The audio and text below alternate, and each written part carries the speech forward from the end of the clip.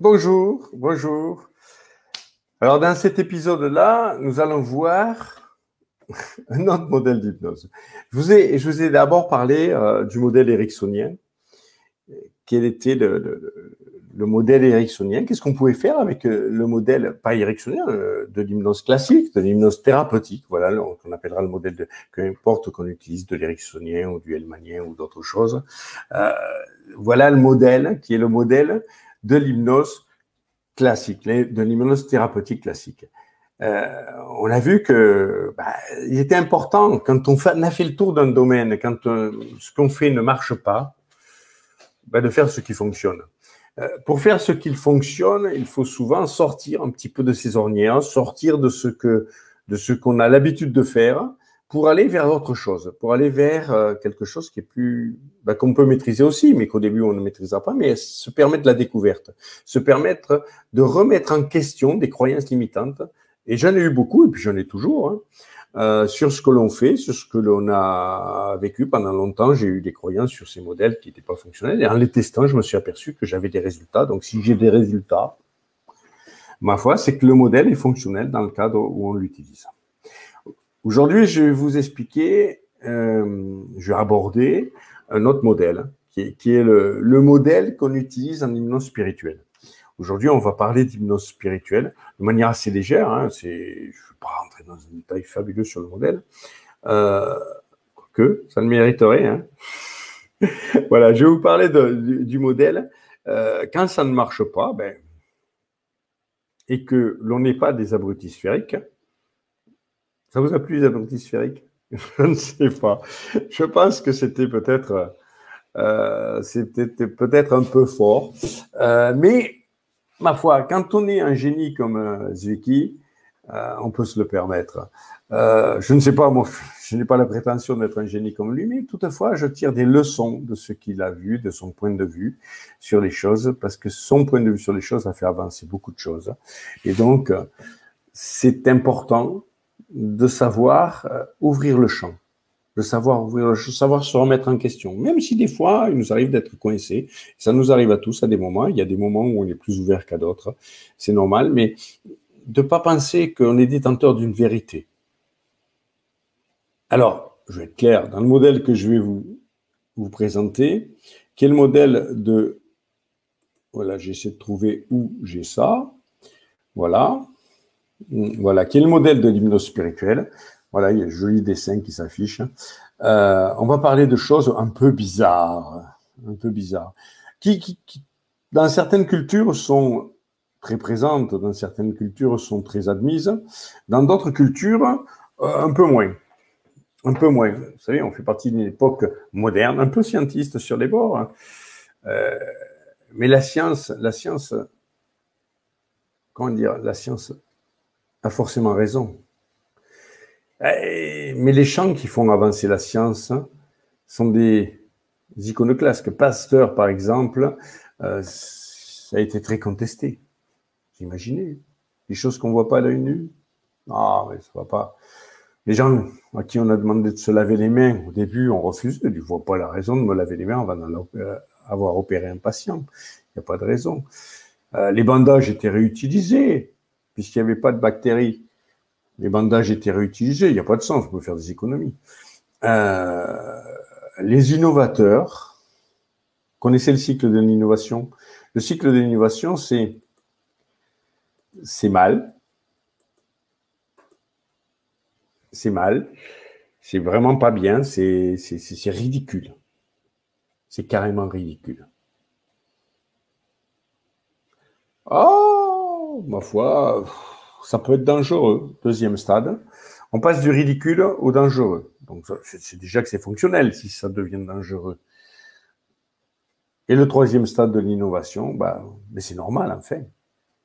C'est normal, c'est usuel. Mais enfin, je vous posez là ça. Vous savez, on a eu ça pour à peu près tout.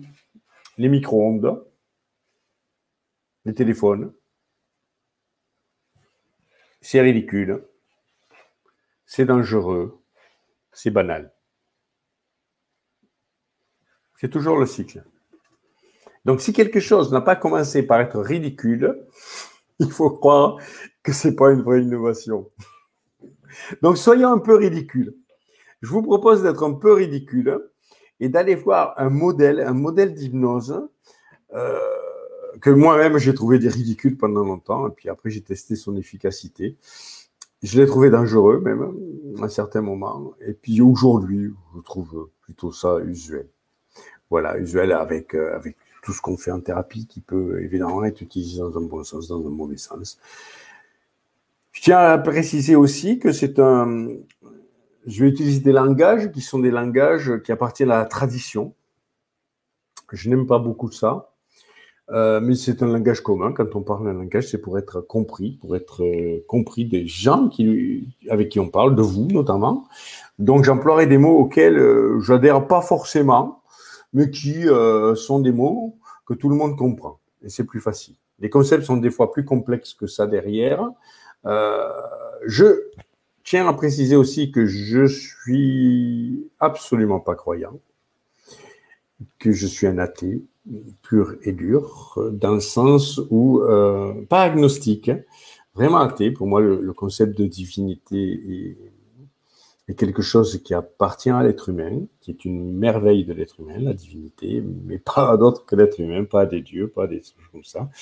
L'être humain est divin pour moi dans la mesure où c'est sa beauté qui fait ça, sa complexité, sa capacité, et lui m'émerveille tout le temps.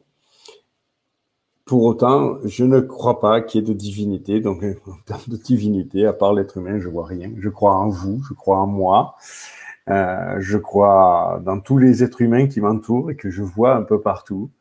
Voilà, mais ils ne sont pas une parcelle d'autre chose, c'est eux qui le sont. Et donc, je suis étanche à toute forme de divinité autre que l'être humain. Donc, je ne crois pas à des arrière-mondes, je ne crois pas à des après, mais je vais utiliser un outil qui présuppose des arrière-mondes, qui présuppose, et cet outil, étonnamment, il est fonctionnel. Donc, s'il est fonctionnel, ben, je l'utilise pour faire le boulot. Hein. C'est tout. Je suis juste un ouvrier de la chose. Donc, cet outil-là, hop, je vous le mets en place. Voilà. C'est le modèle de l'hypnose spirituelle. Alors, on a vu que dans l'hypnose thérapeutique classique, on utilise un modèle où on a d'un côté l'inconscient et de l'autre le conscient. On a l'inconscient et le conscient et qu'on peut travailler ou d'un côté ou de l'autre ou les deux en combinaison suivant ce qu'on veut faire. Suivant ce qu'on va faire, on va déployer des stratégies qui sont des stratégies différentes si j'utilise un côté, si je travaille avec le conscient ou si je travaille avec l'inconscient. Je ne vais pas avoir les mêmes leviers, les mêmes outils. Ce sont des choses différentes à ce moment-là. Donc, je vais utiliser ici la même chose. C'est-à-dire que j'ai deux parties distinctes et je peux travailler avec une partie. Alors, dans une partie, je vais travailler en allant chercher des ressources. Des fois, nos sujets manquent de ressources. Et donc, quand il manque de ressources, j'ai une lumière qui vient de s'allumer derrière moi. Voilà, c'est assez étonnant, mais bon, ma foi, ça m'apporte un petit peu de lueur. C'est plutôt une bonne chose. Donc, quand on manque de ressources, qu'est-ce qu'on fait? On va chercher des ressources dans le passé de l'individu, en hypnose classique, pour venir lui apporter ces ressources dans cette existence-là, dans cette vie-là, dans ce qu'il vit aujourd'hui. Quand il était petit, il a développé des ressources. Des fois, un peu plus jeune adulte, il a développé des ressources. Et après, les a niées ou les a oubliées et on vient les remettre à jour aujourd'hui et maintenant. Mais on va faire ça, sauf que quand on n'a pas les ressources dans cette existence-là, avec ce modèle-là, on peut aller chercher les ressources dans des vies antérieures. On peut aller chercher des ressources dans des choses qui sont considérées comme étant une vie antérieure. On va aller mettre la personne en transe, avec des techniques particulières, des techniques spéciales, des formes d'induction spéciales qui vont nous amener à faire des ponts avec la ressource dont il aurait le plus besoin. On va aller chercher cette ressource et on peut la ramener cette ressource dans cette existence puisqu'il en a besoin aujourd'hui et maintenant. Donc ça, c'est une utilisation de la potentialité de vie antérieure où on va aller dans une vie antérieure où il avait ces ressources-là. Alors, on fait des choses assez originales avec ça. Par exemple, on peut aller chercher des capacités les capacités émotionnelles qu'avait l'individu, la capacité de savoir bien négocier, de garder son sang-froid dans certaines situations, la confiance en soi, des capacités artistiques aussi, des capacités sportives. On travaille avec des sportifs en allant chercher des savoir-être de passé lointain qu'on va ramener ici et maintenant pour pouvoir les activer. Et on fait des multiples ancrages et après on peut déclencher une capacité, une autre capacité. On peut même programmer à certaines heures qu'une capacité se déclenche en particulier. Alors on ne ramène pas la personnalité de la vie antérieure, mais on va ramener la capacité qu'avait cette personnalité. Dans ce modèle, on voit l'inconscient, une partie de l'inconscient, comme une structure alvéolaire. Chaque alvéole est une pellicule fine qui contient la mémoire d'une existence antérieure. Voilà, ça c'est le modèle de l'hypnose spirituelle. On a ce modèle alvéolaire dans lequel chaque vie antérieure est juste fermée par quelque chose qui a l'épaisseur d'un papier à cigarette, on dirait, qui est très présent d'ailleurs dans nos mots. Quand on parle, on peut voir, j'ai un ami aux États-Unis qui fait ça très très bien, qui fait des ponts langagiers de manière merveilleuse, qui est capable de vous arrêter sur un mot dans une phrase et de vous demander qu'est-ce qu'il évoque en vous, où vous l'avez appris, où vous l'avez vécu fortement, et de vous ramener comme ça en juste quelques phrases dans ce qu'on appelle un past life, c'est-à-dire une vie antérieure, l'évocation d'une vie antérieure, et d'aller épuiser les ressources. Donc là, c'est le cas, on peut, par l'hypnose, on appelle ça par des ponts somatiques ou des ponts affectifs, on va aller récupérer des choses qui sont l'émotion précise dont vous avez besoin, qui sont la ressource précise dont vous avez besoin, et la ramener, la mettre à votre disposition aujourd'hui et maintenant.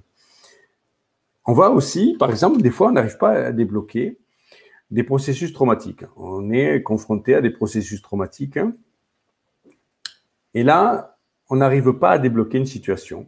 Une situation donnée, on n'arrive pas à la débloquer parce que la personne, d'habitude, on remonte. On sent qu'il y a un trauma, on remonte sur le trauma, on va réévaluer le trauma pour le résoudre dans la vie d'aujourd'hui. Et là, des fois, on ne le trouve pas. Il n'y a pas. Et en faisant une technique de vie intérieure comme ça, on va remonter jusqu'à l'origine du trauma dans une autre vie. Des fois, vous avez des douleurs dont le médecin vous dira il n'y a rien. Physiquement, il n'y a rien. Il n'y a rien. Et ça peut être des évocations de blessures qui seraient des blessures liées à une vie antérieure, à votre décès dans une vie antérieure. Décès traumatique, évidemment. Et le fait de faire régresser le sujet et de résoudre ce problème traumatique dans une vie antérieure va éliminer la douleur musculaire, va éliminer la douleur corporelle. Alors évidemment, on va faire ça après qu'on ait la certitude que le médecin a dit qu'il n'y a rien physiquement, que c'est psychologique. Et là, ça marche, mais du feu de Dieu. Ça marche très très bien.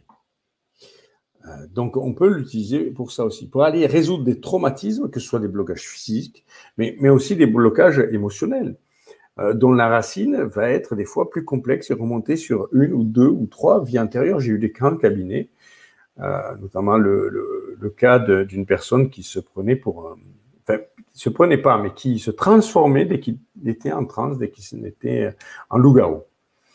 Et c'est en allant sur une vie antérieure, sur une fin de vie dramatique, sur une fin de vie terrible, qu'on a pu résoudre ça. C'était une émotion, une densité émotionnelle tellement forte, des injustices qu'il avait vécues dans cette vie-là qui ont conduit jusqu'à son décès, des conditions terribles, qui s'est exprimée aujourd'hui. Et dès qu'il y avait une transe, il avait accès à cette émotion. Je vous dis, nombre de vos comportements peuvent être influencés par des choses qui viennent de bien au-delà de vous, qui sont, je parle pas de transgénérationnel là, on abordera ce sujet une autre fois.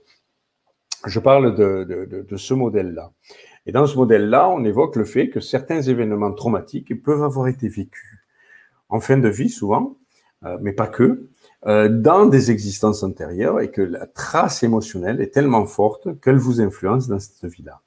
Je vous dis, l'épaisseur de ces cellules est vue comme quelque chose de très très fin, du papier à cigarette très très finement, même plus léger. Donc, du coup, on y a accès très facilement. Avec les bonnes techniques, on y a accès très facilement. Donc, c'est un ensemble, un corpus de techniques qu'on utilise, qui sont spécifiques, qui ne sont pas les mêmes qu'on utilise dans les autres façons de faire de l'hypnose, les autres types de traitements. Donc là, on va utiliser ça pour résolution de trauma, on va l'utiliser pour acquisition de ressources aussi. On va l'utiliser aussi pour faire du tourisme, ma foi. Certains sont contre. Moi, je n'y vois pas d'inconvénient. C'est instructif. On apprend des choses quand on fait du tourisme sur des vies antérieures. Il faut le faire quelquefois. Je ne dis pas de le faire qu'une fois ou deux. Nous, on a l'avantage d'avoir ces outils. C'est là qu'on s'aperçoit que c'est une richesse à chaque fois. On peut... Alors, en labo, on expérimente des choses. On expérimente des choses autour de l'apprentissage. Est-ce qu'il serait plus facile d'apprendre une langue étrangère en allant chercher les prémices de ce qu'on connaît dans cette langue étrangère dans une vie antérieure? C'est une bonne question, hein. C'est une étude en laboratoire qui peut être pertinente, qui peut être intéressante à aller analyser, à tester. On a testé des choses assez spectaculaires de ce côté-là. Il y a vraiment des effets spectaculaires bien souvent. Et là, c'est un des centres d'intérêt. Voilà. Donc, après, il y a bien d'autres choses qu'on peut faire avec le modèle de l'hypnose spirituelle. Et quand les autres modèles ne marchent pas, pourquoi ne pas tenter d'utiliser celui-là? Et je dis, il y a deux parties. La deuxième partie de ce modèle, c'est ce qu'on appelle le surconscient. Le centre, comme on a l'inconscient et le conscient sur le modèle d'hypnose classique. Là, on va avoir un modèle, donc il y a l'inconscient qui est alvéolaire, et on va voir à l'intérieur, au centre, un point, alors les proportions sont plus petites, qu'on appellera le surconscient. Et le surconscient, qu'est-ce que c'est? Le surconscient, c'est quelque chose qui est... Est-ce que c'est vous? Est-ce que c'est pas vous? Je ne sais pas. Je ne sais pas. Pendant longtemps, j'ai vu ça comme une symbiose. Comme une symbiose entre l'animal humain, nous, le corps, nous, ce que nous sommes, et un symbiote qui vient se glisser en nous, et une symbiose entre ces choses. Alors, on a beaucoup de symbioses dans nos cellules. Il y a une symbiose avec les mitochondries, on a des symbioses avec les bactéries qui sont dans notre intestin, qui nous servent à digérer. On est très symbiotiques, on est des êtres très symbiotiques. Sans ces symbioses, on ne fonctionnerait pas. Et là, il y aurait une symbiose supplémentaire. Alors, au début, je voyais ça, moi, un peu, mais je vous ai dit, je suis toujours un petit peu abrutisphérique. Donc, du coup, je voyais ce symbiote un peu comme dans les films de science-fiction. Vous savez, vous avez une espèce, les Goa'uld, qui prennent possession d'une personne et qui vivent. C'est un peu ça que nous rapporte la tradition, d'ailleurs.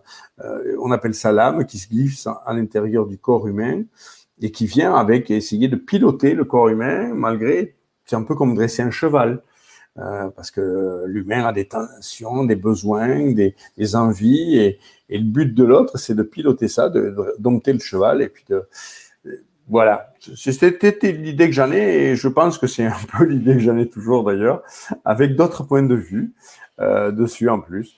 Mais il y a ça, il y a ce jeu-là de symbiose du corps et de l'esprit quelque part. Bien que l'être humain ait déjà un esprit en base, et notre persona naît de l'union de ces deux choses-là.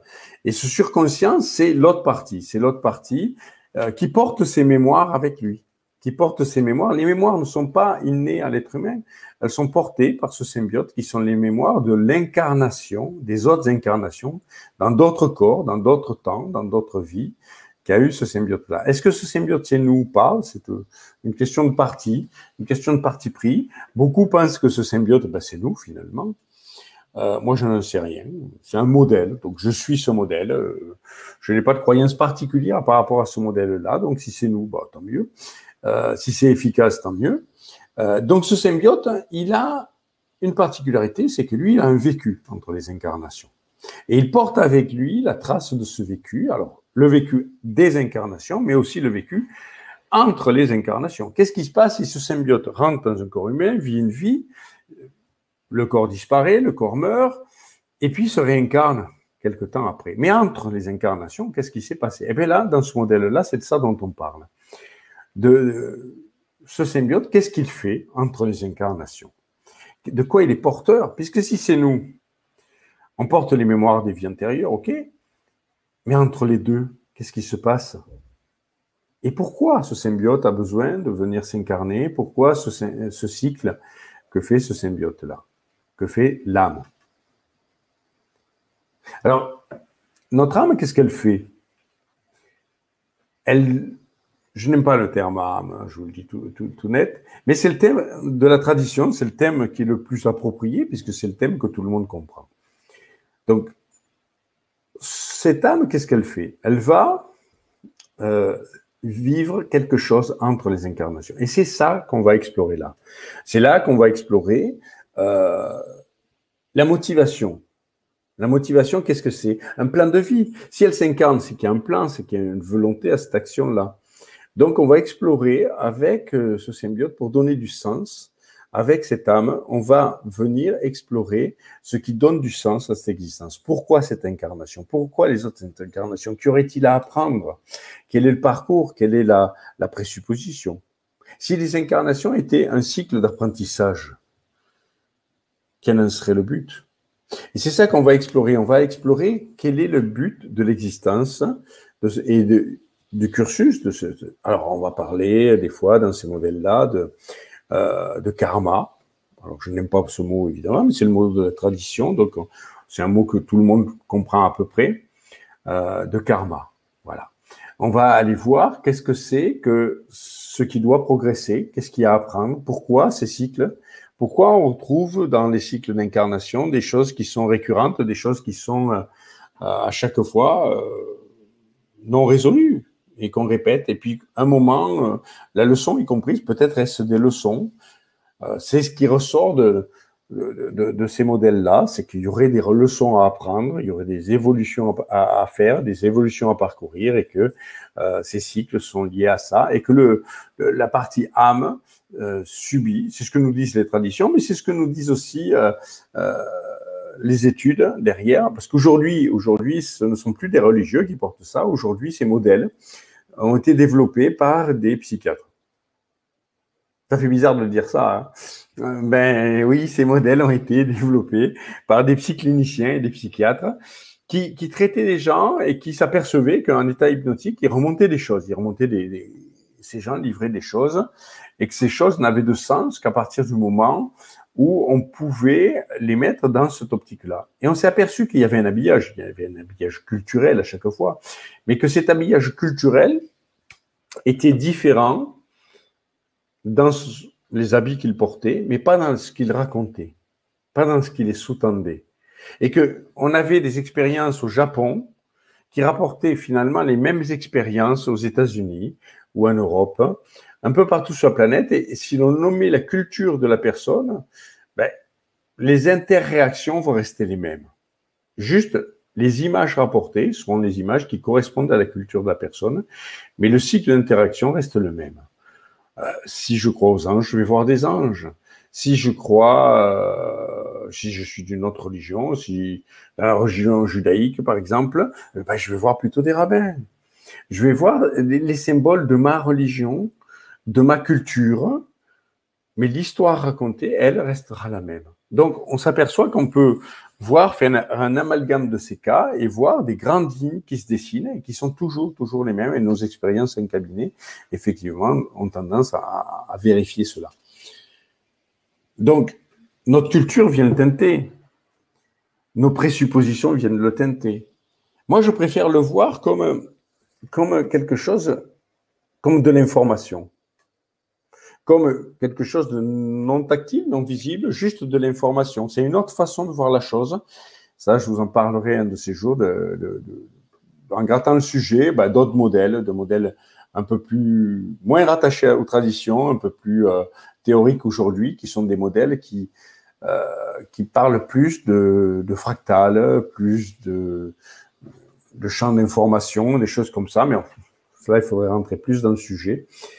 Ça, pour moi, c'est un peu plus passionnant que ces modèles-là. Mais ces modèles, par contre, sont très fonctionnels. Et les outils qui découlent de ces modèles, quand on va explorer, par exemple, quand on va remonter, aller voir un petit peu les annales akashiques, qu'on va aller voir, ce qu'on appelle comme ça dans la tradition, ce qui pour moi est un champ de données, quand on va ramener la personne à ce qu'il vit entre les incarnations, retrouver ce qu'il peut évoquer comme sa famille d'âme, retrouver comme ce qui peut être pour lui sa mission, ce qu'il a à apprendre, ce qu'il a donné du sens. Et ça, c'est toujours ça qui est important. C'est ramener du sens dans la personne. C'est ramener du sens à ce que vit l'individu, à ce que vit l'être humain. Pourquoi je vis ça? Pourquoi je vis tel scénario de vie qui est difficile? Quel sens cela aura-t-il? Et ça, on est au cœur du sens à ce moment-là. Quand on est avec le surconscient, on est vraiment dans ce qui donne tout le sens. Le sens de notre existence. Pourquoi j'apprends cela? Qui suis-je vraiment? Au-delà de l'identité que m'ont donné mes parents, que je me suis donné après, des justifications que je me donne.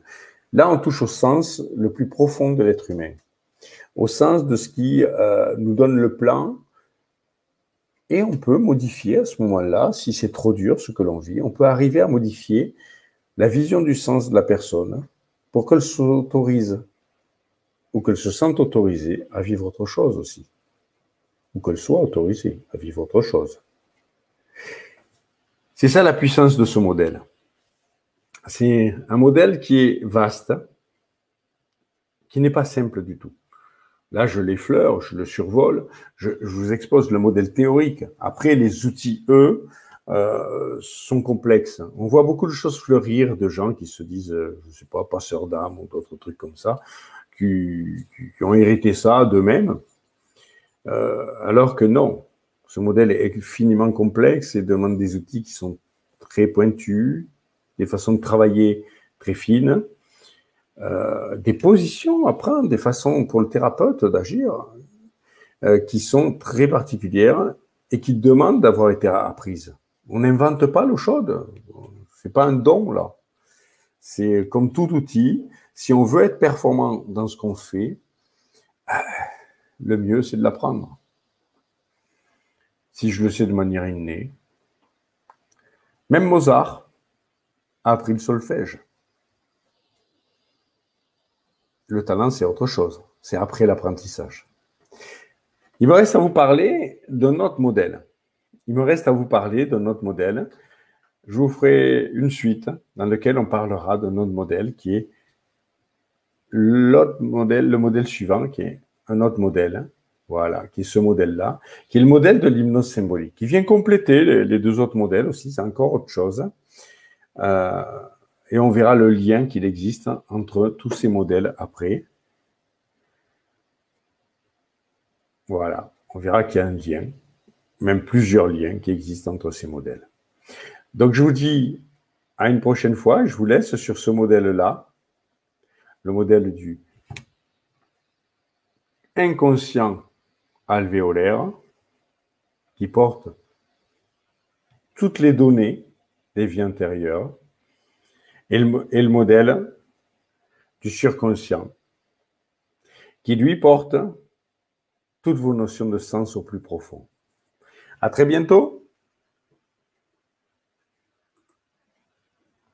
À très, très bientôt pour une suite sur un autre modèle.